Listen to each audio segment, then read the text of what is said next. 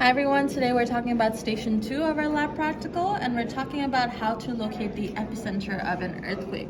So let's start with our directions right here in our directions packet. So first of all, it says write the code number and distance from seismic station 2 listed below in your answer booklet. So down here it tells me the epicenter code number, which is 21. So on here on my answer booklet, I'm just going to write the code number 21. The code numbers are important for when your teacher grades your work. Next is ask for the distance from seismic station 2 from the epicenter. That's also given to me right here. I'm just going to copy that number down onto my answer booklet. In this case, it's 1,700 kilometers. So these two things are given to me in the beginning. I'm just copying it down. Number 2 says seismic station 1 is located on the map in your answer booklet. The circle is drawn around station 1, and it represents the distance from station 1 to an earthquake epicenter. So if I go to my answer booklet, I see that station 1 is already drawn for me, and it's showing me the distance from station 1 to my earthquake epicenter. I know my earthquake might be somewhere around this circle, but I don't know exactly where my earthquake is, so that's why I need the data from station 2 here and station 3 here. Now, number 3 says, seismic station 2.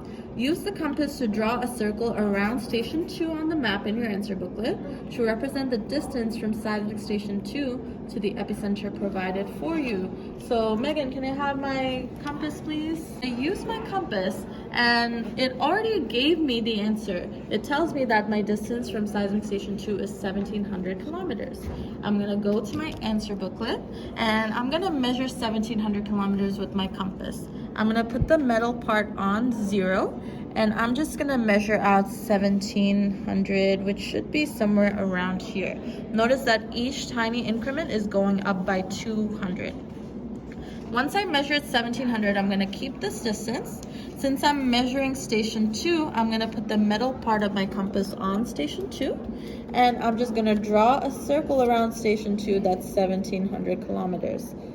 So let's see.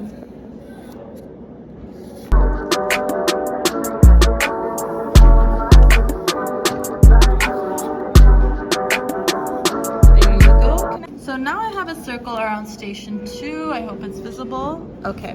So finally, number 4 on my instructions tells me that for station 3, I want to use the seismogram below to determine the time difference between the P wave and S wave.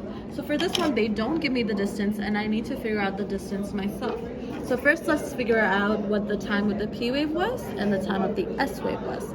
Most of the time, you're going to be given a seismogram with increments of 20 seconds. So in this case, if this is 11 hours and 40 minutes, this would be 11 hours, 40 minutes and 20 seconds, 11 hours, 40 minutes and 40 seconds, 11 hours, 41 minutes.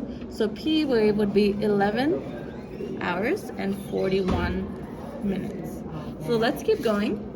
S wave, if this is 11:45, 11 hours and 45 minutes, this would be 11 hours and 46 minutes, 11 hours and 47 minutes, 11 hours and 48 minutes, and this would be 10 seconds because each of my small increments are 20 seconds. So 45, 46, 47, 48, 11 hours, 48 minutes, and 10 seconds. Now I know my P wave arrival time and S wave arrival time. I just need to subtract them to find the time difference. So 11 hours 41 minutes, 11 hours 48 minutes and 10 seconds minus 11 hours 41 minutes is, let's see, 7 minutes and 10 seconds. Now that I have that, I'm gonna go to my answer booklet and I'm gonna write down the time difference, which is 7 minutes and 10 seconds. Lastly, it wants the distance from seismic station 3 to the epicenter. So I'm gonna go to my reference table, page 11. This page will be given to you during the lab practical, so you don't need to bring it with you. But I'm gonna use a piece of scrap paper. In this case, I'm just gonna use my board over here. So it looks like my time difference is 7 minutes and 10 seconds. I'm gonna take my scrap paper and I'm gonna align it with my y-axis. I'm gonna put a mark where the 0 is. I'm gonna put another mark at 7 minutes, 10 seconds, my time difference. Remember, each small increment is 20 seconds. This is 7 minutes, this is 7 minutes, 20 seconds. So in between would be 7 minutes, 10 seconds. Now I have my time difference marked. To find the distance, I'm gonna keep my scrap paper vertical and I'm just gonna move it up until this mark touches this line and this mark touches the bottom line.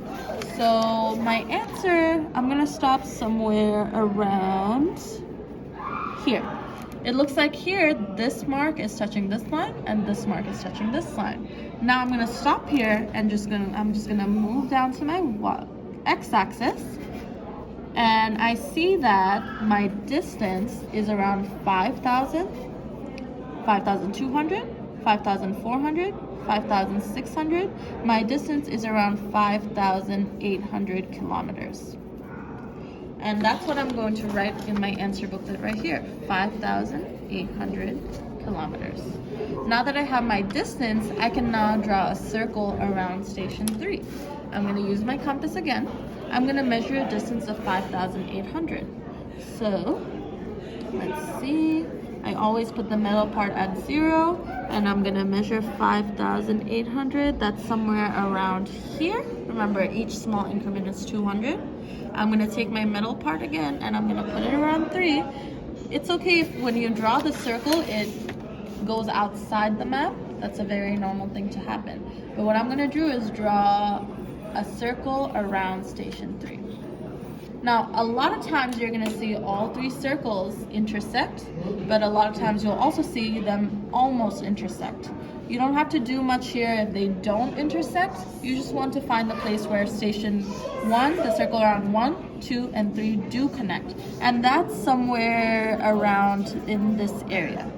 So if I find that area, the last thing I'm gonna do, if I look back on my directions, number 6 says, place an X on the map in your answer booklet to mark the location of the epicenter where all 3 circles intersect or nearly intersect.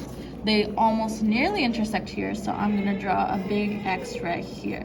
The X is very important because you will be graded on that part. And that's it for station 2.